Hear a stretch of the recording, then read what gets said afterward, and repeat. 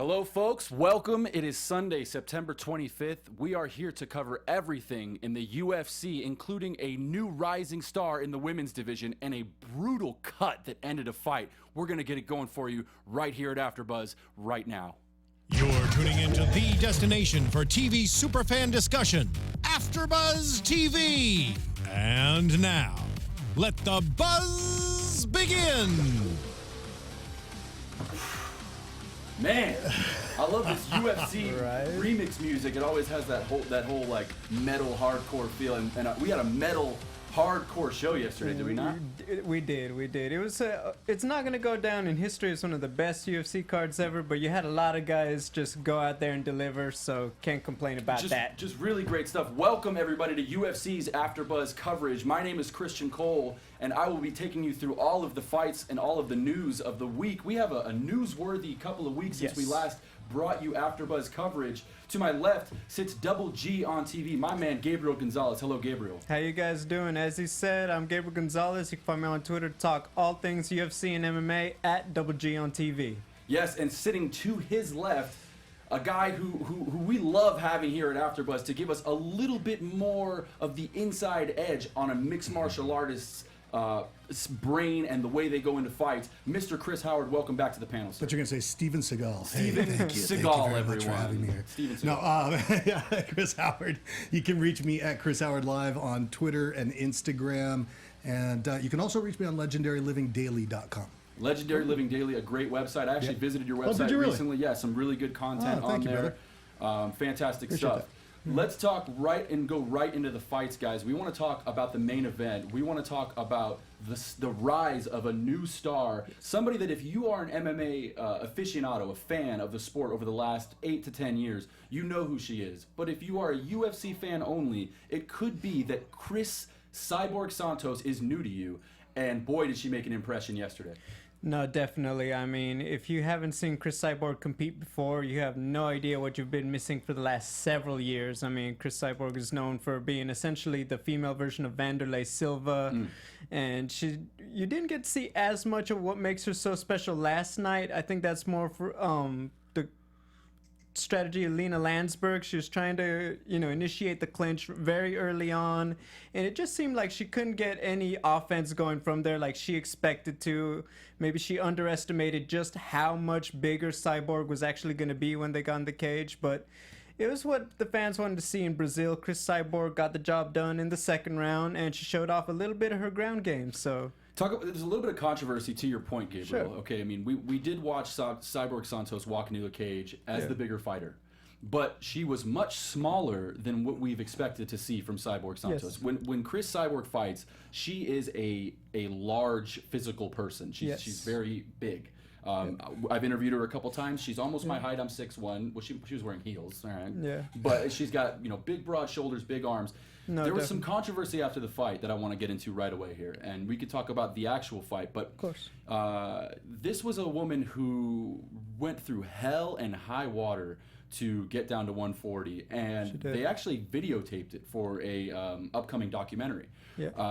What did you guys see in the after coverage? And Chris, talk a little bit about whether it's healthy for a person who walks at 175 to get down to 140 for a fight. I mean, this was crazy stuff. Not so women. It's different from when men make that kind of weight cut. Yeah, for me, I mean, healthy, I think, yeah, it's healthy. It's not unhealthy for a woman to cut back down to 145. I mean, that's whether it's easy to do or not is a different story, because she had a really hard time making that weight, and she fought for it, but she just doesn't sit well at below 145 at 140. The catch weight was 140, and so that's where she was, and it was really difficult. If you guys go and look at social media, anything with UFC coverage, you will notice that she was actually shaking and crying and sort of going through what really looked like hell.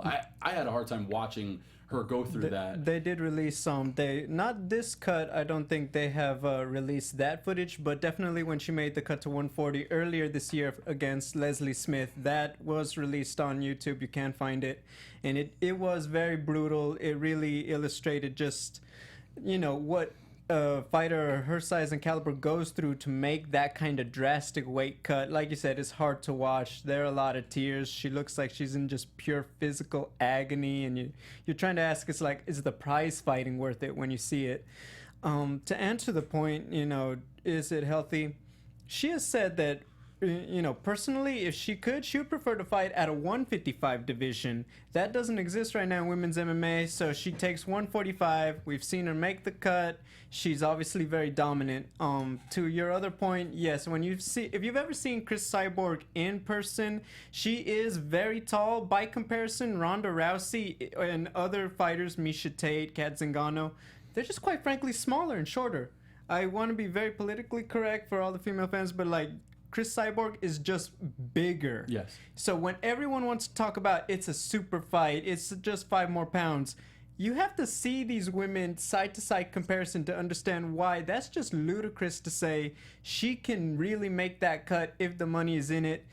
I mean, yeah, if she wants to maybe lose a few fingers, lose half an arm to make 135. Right. But to be fair, though, there's guys that, I'll see, I'm 5'10" and a half. Okay. That half's important. But you see guys that are 6'2" that weigh the same amount that I do. I don't think that the height in and of itself is going to be the limitation. She's just used to living she's used to having her set point be at that larger weight, but if she wants to fight within the division that exists, I think it's what she has to do. I think the thing is that she can't look to do it within a concerted, within a little period of time, within a myopic period of time. It's got to be something that becomes more of a lifestyle if that's where she wants to land. Agreed completely. What did we see from Lena Lansberg in this fight? This is a new fighter to UFC, a woman who's decorated as a champion all around the world. She got dominated and completely, her debut was decimated right in front of her eyes. What can we expect from Lena Lansberg? And is this just a testimony of how tough Cyborg is, or is this Lena wasn't really ready to come into the MMA cage, into this UFC world? What happened in this fight for Lena Lansberg? It is a lot more of the latter. Quite frankly, she's a 135er who moved up 140, so she was always going to be the smaller athlete. She is very decorated in Muay Thai, which the last loss, quote unquote, that Cyborg had was in Muay Thai to Jorina Bars. But quite frankly, I think that Lena Lansberg just really underestimated the size of Cyborg. You got to think that unless you're actually in there with an athlete like Cyborg, that power is just something you're not used to from another female.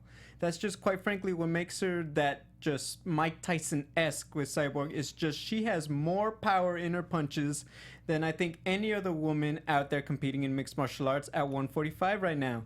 And yeah, you can maybe get that training with some of the men, but when you're just in there with her, I think that's part of it. Her strategy, she couldn't get any of the elbows. We know she's the elbow princess. That wasn't working, and she looked halfway through the first round content to really just try to survive. She didn't really ever present Cyborg with problems, so I think it's just the size, the experience, and she was just overmatched, plain and simple. I think you might be right.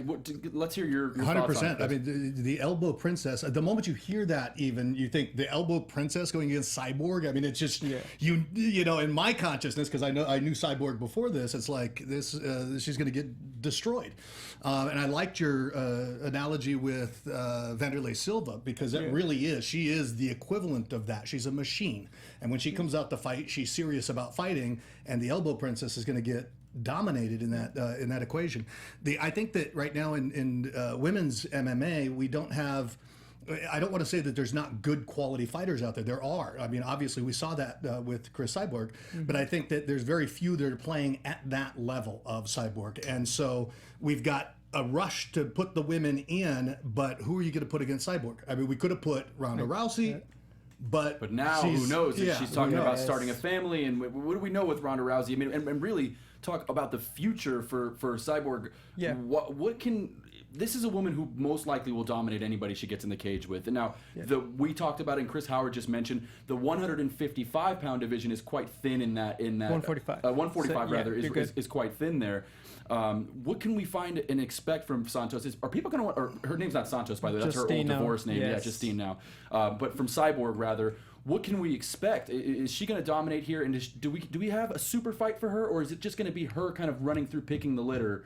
Because I don't see anybody beating Chris Cyborg. I don't. I think it's two things. The first thing she said is the reason why she's doing these catchweights for UFC is with the expectation of super fights. Quite frankly, Ronda Rousey, we don't know what's going on with her. Miesha Tate, she has said she would be open to it, but we haven't seen anything with that. Holly Holm and Amanda Nunes, the top names in the 135 division, they've just said they're not going to do it. So I think part of it is if you're looking for a super fight with our established stars at bantamweight, it's not going to happen unless they move up to catchweight. Right. Now, when we're talking about the 145 division, I think what we're seeing is that the UFC is split. They see the situation with the women's flyweight. You have, obviously, Joanna Jędrzejczyk, Claudia Gadelha, Paige Van Sant. This is a division that was relatively new, now has a lot of attention. Now, look at the men's flyweight. Everyone thought it would grow the same way. Instead, it's gone a little stale because it's just Demetrius Johnson's Kicking world. everybody's butt all day, yeah. And I think that's why the UFC, they acknowledge Cyborg's star power, but they don't know if they can take a gamble that, hey, what if we have another men's flyweight? It would just be feeding people to Cyborg until she, quite frankly, gets too old and one of these younger women finally comes up and has that special night.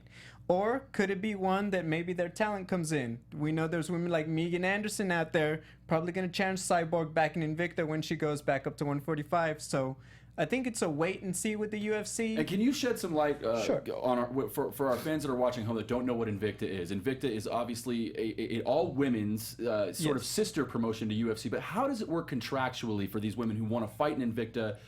I don't understand why there's not just absorbed by UFC the way they've done in the past. How do you have two major promotions here? Help us understand that. Sure. Well, obviously, like you said, Invicta, it's a very popular promotion. They do a lot of shows in California, and they are all women.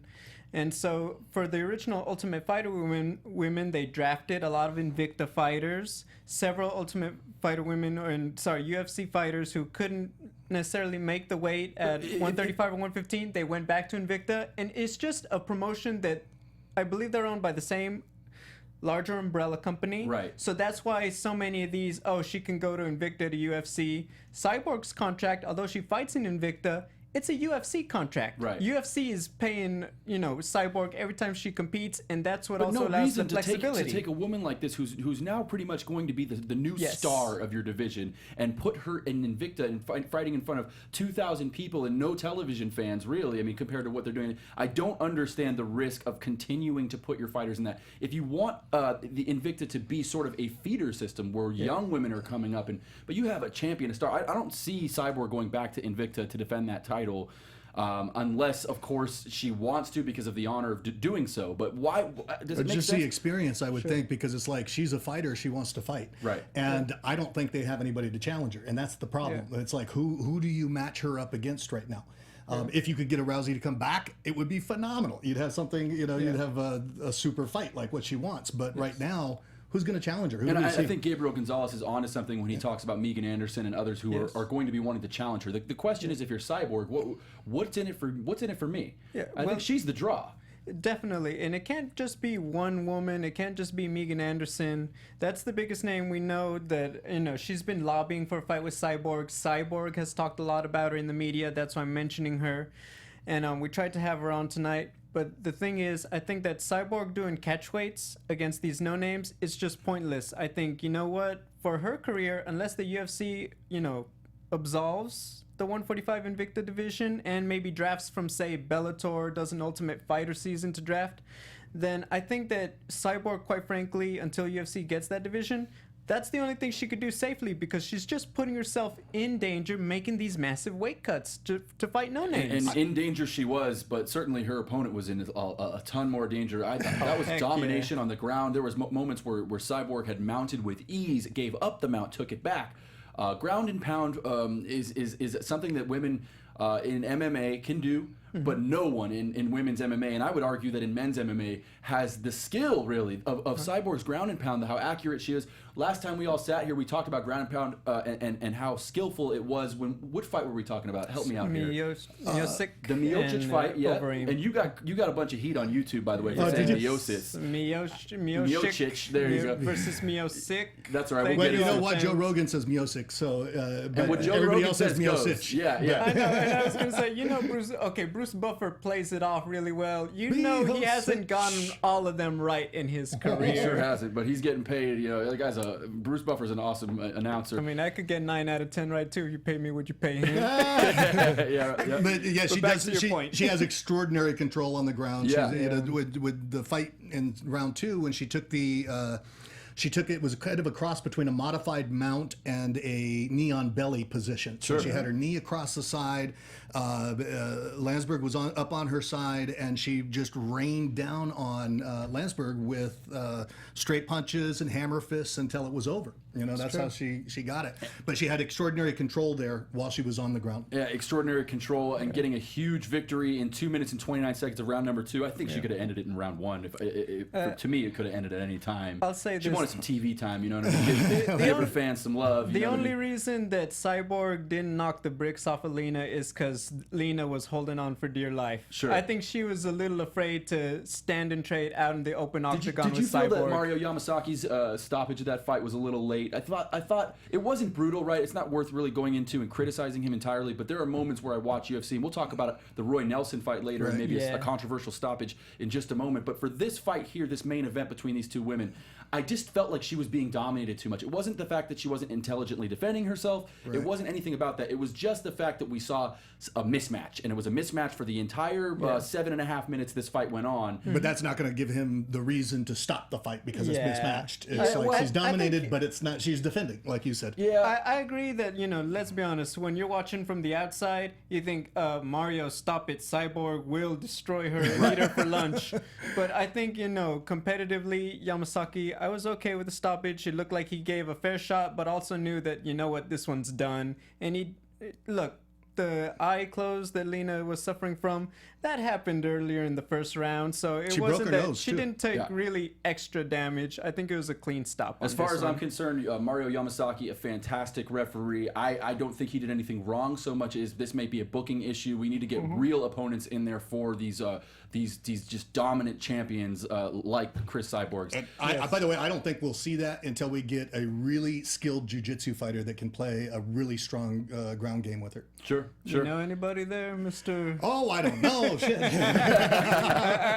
We all know you know a lot of people who might be getting in there. Yeah, and then there's speaking of people, you know, we know. Renan Barão was a guy that was coming out several years ago as sort of the new Brazilian star. Yeah. And over the last couple of years, his name has sort of gone back and forth as whether or not he's a serious guy in his featherweight division. He defeated Felipe Nover yesterday in a decision that was unanimous here. A couple judges had him winning it only 2 rounds to 1. One judge had him winning all 3 rounds. I thought this was an exciting fight. It was a display of Renan Barão. He looked to me like to be the Renan Barão of old. What'd you guys think? Go. In my opinion, it looked, just to be really brutally honest, it looked more like an exhibition match to me because I just saw them, you know, there were exchanges. I mean, Renan Barão wasn't in trouble at any point in time. He wasn't going to lose the fight. He wasn't going to lose the match. But I didn't see them really push to their limit. He had a couple of takedowns throughout the fight. He was able to control with the takedowns, but he didn't really display any kind of ground game beyond the initial takedown and control. So I thought it was reserved from my perspective. Yeah, one of our fans in the chat room says that what about Cyborg versus CM Punk, and I thought that was pretty funny. So. Hey, once again, hey, what did CM Punk do to you? Yeah, this CM Punk's got a lot of heat around this part. That's funny. Who do you think would win? I don't know. It'd be interesting. I'd probably take Cyborg if I was going to bet Vegas. Cyborg. Cyborg by schoolyard beatdown. Yeah, I mean she would just wrap him up, mount him, and ground and pound. Same thing, man. Yeah. She is really strong, dude. But we moved on from that fight. Thank you guys, by the way, for all chiming in on our chat roll again. You can get in the conversation, join us either by Twitter or by YouTube. We want to include you in on this conversation on this live broadcast. And if you're following us later on, just come back and tune into the next show and chat with us live. Yeah, so. And also you could always watch our shows after the fact. Exactly. Yeah, so if some of you guys work Saturday night, Sunday night, you want to keep the conversation going. Find a new job. We're still here. Hey, don't work Sundays. Sundays for football and UFC coverage. That's what it's for. So.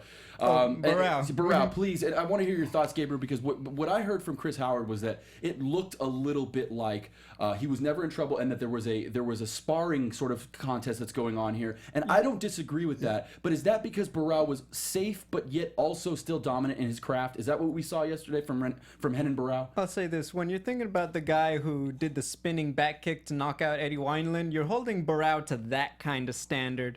And when I'm watching that fight with Felipe Nover, a guy who, quite frankly, his skill set is way lower than Barão's, I actually thought it was a little underwhelming. I was disappointed that Barão couldn't get him out of there because he looked so much more powerful, explosive. We knew he had him controlled on the ground if he wanted to. So I was actually a little disappointed. I certainly understand that. I think that with Barao yesterday, what we saw was, or really rather from Nover, what we saw was sort of an arrogance during the fight. He's like every time he got tagged, he kind of just, I know fighters do this. You get tagged and you want to show the judges in the crowd, that didn't hurt me, right? Nothing. Yeah, and so there's several times where he was doing that, but I thought Nover actually looked good. To me, in this fight, the story was that Nover played up to Barao, even though he was a 4-1 underdog going into this fight. We noticed that he was able to hang in there, and you're saying you'd give the credit more to Barao than giving the credit. I mean, help clarify, sure. please. I just think that Barao, even though he was dominant, he didn't live up to his own standard in that fight. Because I believe that if he was even close to the guy who's dominating at 135, he would have found an opening for a guy who's a lot more stationary, got less mobile because he was Nover took a lot of leg kicks. So I was actually just a little disappointed that for a guy who had a lot riding on it, he had a very underwhelming victory. That's not to say that he didn't look good. He definitely, like Chris Howard said, he was not in trouble. But I think that if he's the guy who's going to make a statement at 145, he didn't. I didn't think there was a statement made. Yeah, No. if he's trying to do an Anthony Pettis move division and be a big player, I didn't see that. Yeah, and maybe some credit to Felipe Nover as we continue on. I mean, this is a guy who was, again, 4-1 on your money. He was an underdog. No one expected him to win. He hung in there for all 3 rounds. One judge even gave him a round over Renan Barao. Renan Barao, is his star power over? Is that time to be a star in this industry and to sort of take over that division and be that Brazilian superstar that people wanted and expected him to be? Is that behind him? What's going on with him? I mean, I guess you got to really think, did TJ Dillashaw just take that extra something out of him when he knocked him down in that first fight, and it seemed like Barao's career has just not been the same since? I don't know. I mean, Barao could figure it all out in his next fight, and we could say, you know what, now he's back for real. But so far, I just haven't seen that yet, so it's hard to answer. What do you think? I didn't see it, but you look at guys like Vitor Belfort, who disappeared off the map for a while and then comes back. Right. So it is possible that he could have a resurgence, but I think it's got to be with a better performance than what we saw. There's something in that Brazilian blood. You could fight till you're 57 years old, like, competitively. Like, these guys are awesome, man. Okay. Actually, to that point, I think it was Hoyler Gracie sent out today a video of some old men fighting on the sidewalk, and he says, "This is going to be me and my cousins when we get older." Yeah, man. It's They true. put down the cane. Yeah. For the love of the game, you know what I mean? And to that point, I have to shout out to Rickson Gracie. His son just won his third MMA match. Yay! So that's nice. Kron Gracie. He won it in Japan over the last couple of days, and he's going to be an up and coming fighter that we're going to see in the UFC. He's going to be he's training for it. This is the correct way to do it, CM Punk. He's training off-site, but when he hits the scene, it'll be in a strong way. Well, we will certainly look out for that. Gracie, I want to move on now to a fight where I like to call him Dad Bod. That's Dad Bod Roy Nelson defeats Antonio Bigfoot Silva with punches, man, and like. You look at a guy like Roy Nelson, like if he walked into the bar, you know what I mean, like, and he was starting trouble, you'd be like, I could take this guy. Yeah. Now granted he's 265 pounds. But I could run circles around him. All you gotta do is sprint. Dashes left and right. But what we noticed from Roy Nelson is he continues to win in the heavyweight division. Is he a serious contender? Can Roy Nelson, I know he's not a day player, but can Roy Nelson beat Brock Lesnar? Could that happen? You know what? I think so, stylistically, because we know Brock doesn't like to get hit, and on the ground, Roy Nelson is no slouch. That said, he's a guy who lately, he's not very big on his grappling. He's really fallen in love with his right hand, which rightly so, I guess. I mean, if it gets the job done, why fix it? But I'm just shocked that for a guy who shouldn't be that mobile, who's very one-dimensional, he just searched for the big right hand, essentially, for about 10 minutes, and that's how he got the win over Silva. That he's just been that successful for so long. So successful. Incredible stuff from Roy Nelson. My headphones just changed. Like the whole I know, mine too. You guys too? I'm feeling a slight All echo. the sound just went into the left ear, but that's cool. That's Roy Nelson in the back playing with the things. He's like, screw you. Shut up. Hey, on that note, you call him, Dad Bod. I always call him the Burger King when I see him like walk it. out. That works. And he does weird stuff. He came out, he was wearing the Brazil fight kit. And it's like, he just wanted to show, you know what, it's not I don't take myself seriously. Right. It's weird. So we're gonna get into the second controversy of the evening. By chronological order, it was actually the first, but we're gonna get into that just shortly. But I do want to get Chris Howard's opinion on this matchup between Antonio Silva, Bigfoot Silva, a guy who wears a size 12 baseball cap, I would imagine, right? And his loss to Roy Nelson at 4 minutes and 10 seconds of round number 2. Right. We saw a bit of an even battle, Chris, but what did you see to get Roy Nelson over the edge? Well, I thought it was funny that you mentioned the bar, because that's exactly what I thought this whole fight was like. It looked like a bar fight with skilled big guys, Right? You know, because they were just out there for the slugfest, and I thought that was fascinating. I was, taken aback by that a little bit. I thought they would have gone more for the ground and stuff, and would have played more of a well-rounded game. But right up until the end, we saw the trades of the punches. They both seemed to have equal skill. I didn't really weight it in one favor more than the other until it came to that last fateful punch that he threw that knocked Silva down. He closed the distance right away. He threw a couple more punches, and then of course we hit the time where John McCarthy. He didn't feel that John McCarthy came in to stop the fight. And let's soon get enough. into that, Chris. We know that these guys have a relationship outside of the UFC. Many of these fighters are friends. When we talk about mixed martial arts, I like to focus on the words martial arts, where we talk about the respect and the dignity that goes into being a martial artist. A lot of people put their 12-year-old kids or 8-year-old kids into martial arts to show them discipline, and these guys grow up to be better men, in my opinion, for having gone through that. And quite frankly, referees got to train MMA to know MMA to ref it. And so let's you got to catch think they're everybody up going to real be in the quick. same circles. Let's catch everybody up. So if you didn't notice, he took that first, I think it was an uppercut, if I'm not mistaken. Uppercut knocked down Silva. Silva's down on the ground. Roy, as a fighter, he said in the post-fight interview, he knows the fight's over, but he knows he has to come in and close the distance, as Chris Howard said, and drop a couple punches.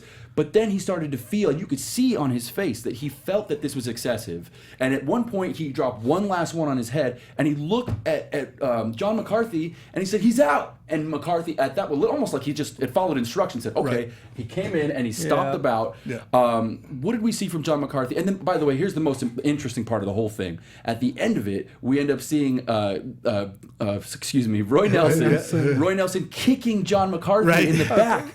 Now, kind of a friendly. I want to say friendly. Let's be but careful love with tap. the word kick. If it was a kick, it wasn't a roundhouse. It was more like a push He kick. did a push kick. It's still disrespectful. Very Yeah, disrespectful, straight to the back of John McCarthy. He wasn't looking either. Right. Almost to say "F you" for not stopping the fight. And he making me did. He punch flipped my him friend. off at one point. Yes. And what did we see here? Is this suspension worthy? Should the commission get involved? This is a big controversy to me. Even though UFC often sweeps these things under the rug, what are we going to see from this? Any fallout? They probably should say something they should do something just to let everybody know that it's not okay. You cannot touch a referee. Yeah, period. you can't Not touch like the ref. that, yeah. Yeah, and the thing is that I understand why Roy Nelson did this. He didn't want to hit Silva more than he had to. He felt, in his opinion, that Silva was knocked out with the first punch. Yeah. So he felt like, I don't want to go and beat this guy up more, who's my friend.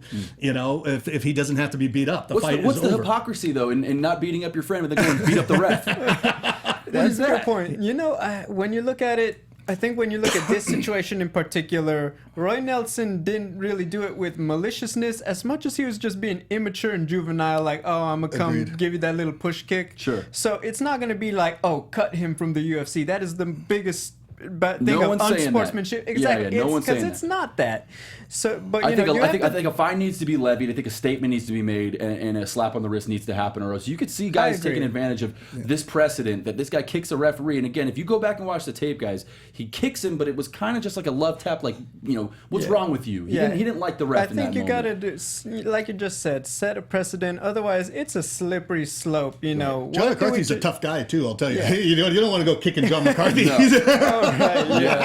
There's a reason they got him reffing heavyweights. And that would, if McCarthy fought Roy Nelson, which won't happen, but if it would be like the battle of the buff dad bods, a couple buff dad bods get in there and do it. Who would John McCarthy pick to referee that fight? I know. Yeah. Would he call Herb Dean or would he call someone else? You gotta call Herb, man. Herb's the man. You know what I mean?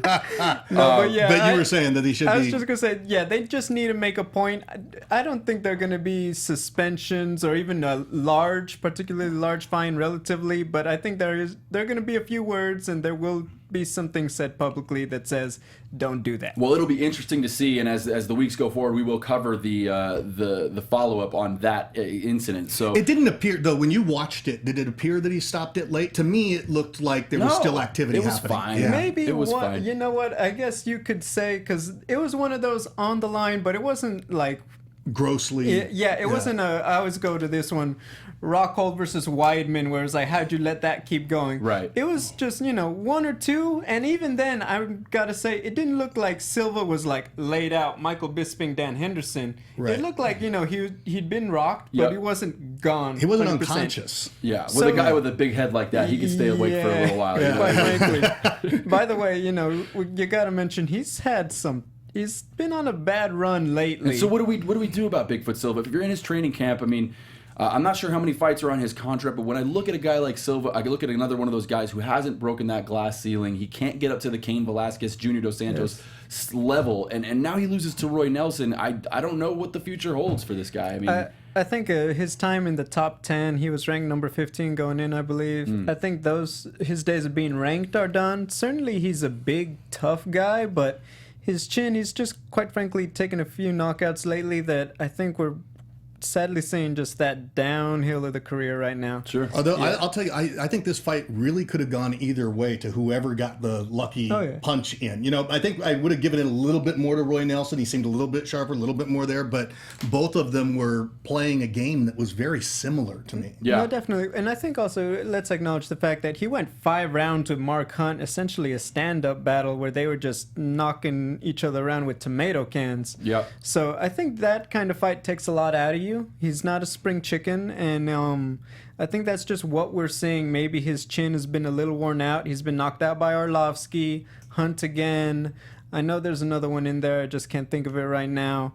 And so I think it's just that time in Bigfoot's career. It could be. That could be correct. I want to talk about a couple more things. We got a few more minutes before we're going to wrap up today's coverage. I want to talk about the cut that we saw in the fight between Francisco Trinaldo and Paul Felder. That was nasty. This is a cut over the eye. And Chris, I want to get Yeah. your opinion on this. Was this cut, was it stopped? Because we didn't really have great introspection from Joe Rogan, unfortunately. Oh, it had to be stopped. There But, was no- but the blood wasn't really going into his eye. The cut was disgusting. Well, Don't I get me think wrong. it was the danger of the cut itself. It wasn't that his vision was going to be obstructed, more that this was going to do serious damage to the guy's face if it wasn't stopped, in my opinion. Yeah.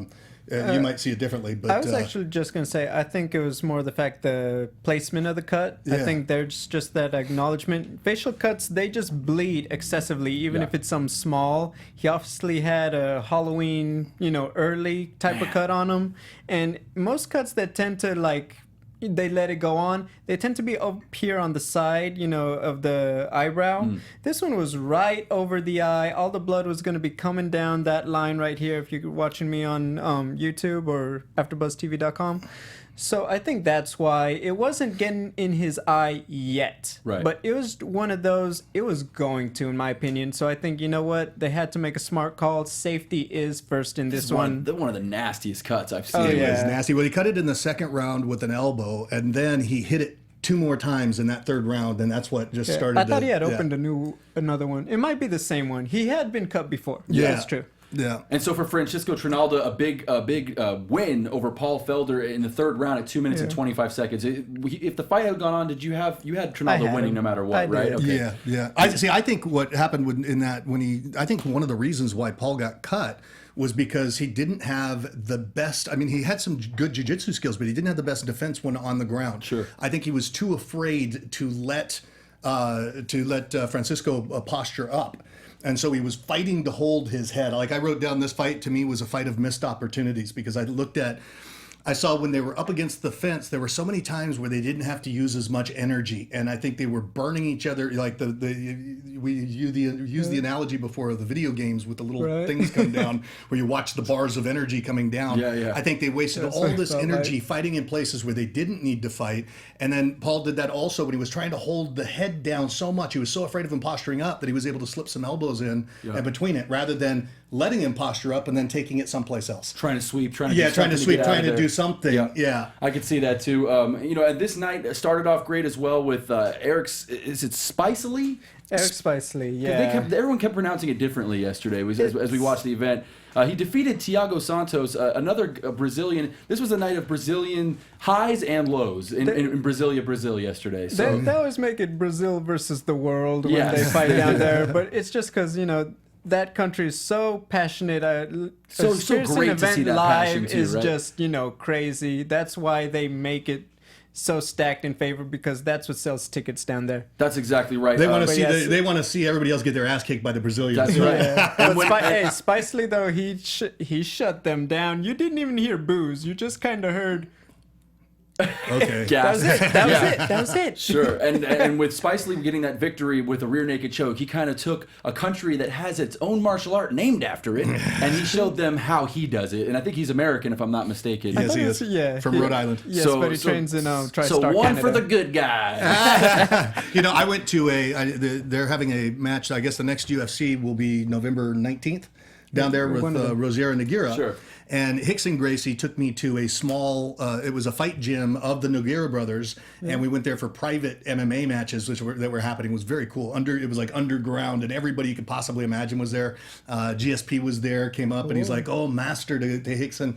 Really a neat environment to be in. So I'm looking forward to seeing Rogero fight on the 19th. Did you overhear George St. Pierre say, "Yes, I'm coming back to the UFC"? No, this was a while back. This was a few years ago. Hey, I mean, we're all waiting for that news. Oh, man, I can't let it go away. And speaking of the rumors of George St. Pierre coming back to the UFC, before we end our coverage today for the next few minutes, I want to talk about some of the news and rumors of this sport. This is a sport where things are always happening, moving parts. News TV News. That's awesome. That's like I didn't even know that. Thank you to our producer. That was fantastic to drop that little soundbite. News and stuff. Gabriel, what do you have? Rumors, news going forward here in the UFC and MMA extended. Well, I think the biggest one, obviously, we got a lot of news going on about UFC New York, UFC 205. They announced a lot of fights. We have Rashad Evans going down to 185, fight Tim Kennedy. Thiago Alves is going to be fighting Jim Miller. We have the announcement Tyron Woodley is going to be defending the title against Stephen Wonderboy Thompson. Loving that Fun one. Okay, the big question was Conor McGregor, Eddie Alvarez going to happen? Drum roll. Yes. It's not in New York, at least. Man. Alvarez, he missed the deadline to sign a contract to fight Khabib Nurmagomedov in November at Madison Square Garden. Now I think it's still on the table having that fight in Toronto. Yeah. Yes, but there was a lot of controversy, but quite frankly, it's just not a matchup the UFC wanted. So those bouts just aren't going to be happening on that card. And we have to ask, what do we expect from Conor now? Is Conor going to be fighting in the first quarter of the 2017, and where will he be fighting, Gabe? I know it's only a prediction. You're not his publicist. I think it's going to be Vegas, and I think it's going to be 145 Jose Aldo unification. I think they want to get all that logjam out of the way, and then that lightweight title isn't going anywhere. Conor will get his chance down the line after he's settled some business. But we also, it looks like we're going to get Joanna Jędrzejczyk versus Karolina Kowalkiewicz as the main event in New York. And say that 5 times fast, and we'll get you some free tickets to Hey, if there are any Polish people out there who could give me an A+, I'd appreciate it, because that was difficult. Yeah, hey, come on. You gave him heat on Miocic, but he just killed. I mean, just did awesome with those two Joanna names right there. Jędrzejczyk. Fantastic. Hey, that's my stuff. favorite champion to watch right now. You guys saw that BJ Penn's going to be fighting again in the Philippines. Yes, this coming month. And what do we expect from BJ Penn now? I mean, he's got to be over 40. We're 41 now. Yeah, BJ's always been he's got the skill, he's got the talent, and he makes it look effortless when he fights. I love BJ's style. So Sure. you never know. I mean, it could go any way, as his fights of recent have, but. I'm never surprised when he pulls out a win. And for our fans watching on UFC AfterBuzz who are living in New York City, who are finally going to get their first MMA, what can we expect from these New York crowds in the MMA world coming up soon in UFC 205? The card's coming together. They didn't get Conor like they may have wanted to get Conor. I'm sure the New Yorkers would have given Conor McGregor hell. Oh, yeah. I think UFC just wanted to have that. For the New York card, they wanted that super fight like they wanted to have when they had UFC 200 and it fell out. So I thought they were trying to make up for it, but I think it's going to be ecstatic. I think you're going to see, billboards in Times Square. I'm sure the subways are going to have posters. Nice, I'm sure they can't wait to get out in Central Park, Times Square, and just have all these media events. I bet it's going to be fun. New York is if you've never been, it's one of the most energetic, most beautiful cities, dynamic cities I've ever been to. Yeah. And for it to have taken this long for such a beautiful sport to come to New York and showcase itself in front of the great New York City fans, love them or hate them, this is going to be an exciting event. We're going to be covering that and a lot more coming up over the next several weeks here at UFC AfterBuzz. Do you guys have any final thoughts? We have about a couple more minutes here. Do you guys have any final thoughts that you want to talk about? What we saw here, what we can expect, any predictions, anything that you want to talk about here about UFC? You want to start, Chris? Oh, shoot. Throw it at me. No, I think that I will say about New York, I think that's a great strategic win for the UFC because it's to hit a flag mark a city like that they've been shooting for so long. I think they can have a sold-out house, and I think that it gives, right now, after you have the sale of the UFC, where people could have a lack of understanding of where things are really going, it gives us the idea that it's moving in a strong and powerful direction, and it's not going anyplace soon. I love that. That's great. I agree. I think, we've all known about, at least in the MMA circle, Chris Cyborg for years.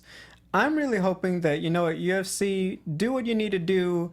Draft from Invicta, draft from Bellator, do an Ultimate Fighter. Let's finally bring that 145 division in. Try to build it. Don't put Cyborg through that. Just have faith in her star power and have faith that if you build it, they will come in terms of that division. I think that's what we're ready to see. I love it. Let's do it. I got to tell you guys, from 10 years ago where Dana White said he would never in a million years bring in women to the UFC to where we are now where we're talking about several divisions and competitive women and superstars in the division and cutting weight and controversy.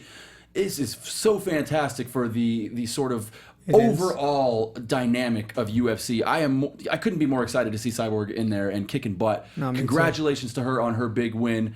Where can we find you, Chris Howard? Find me at Chris Howard Live on Twitter and Instagram. Reach out, say hello. There in the website. And legendarylivingdaily.com. Perfect. Sounds good. Yeah, you got it. Beautiful. How about for you? Hey guys, you can find me on Twitter all the time to talk MMA at Double G on TV. You could also find me writing for cagepages.com/author/Gabriel Gonzalez. And of course, I am Christian Cole. You can find me at XGenCole on all of the social mediums. And, start this conversation with us. We will be back. We're going to be covering UFC, but we need you guys to be a part of this with us. Yes. Talk about fighting. Talk about women's MMA. Talk about George St. Pierre. Whatever you guys want. Thank you guys for joining us so much. We will see you next time here on UFC's AfterBuzz coverage. From executive producers Maria Menounos, Kevin Undergaro, Phil Svitek, and the entire AfterBuzz TV staff, we would like to thank you for listening to the AfterBuzz TV network. To watch or listen to other after shows and post comments or questions, be sure to visit AfterBuzzTV.com. I'm Sir Richard Wentworth, and this has been a presentation of AfterBuzz TV. Buzz you later. The views expressed herein are those of the hosts only and do not necessarily reflect the views of AfterBuzz TV or its owners or principals.